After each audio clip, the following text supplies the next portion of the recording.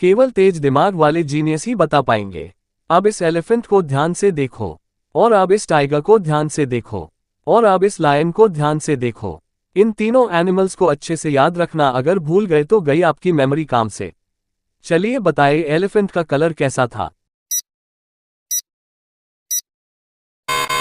क्या आपने भी सी वाला देखा था? लाइक करके बताएं। चलिए बताइए टाइगर का कलर कैसा था? क्या आपने भी ए वाला देखा था? सब्सक्राइब करके बताएं। क्या आप बता सकते हैं लायन का कलर कैसा था? कमेंट में बताएं और अपने फेवरेट एनिमल का नाम भी कमेंट में बताएं।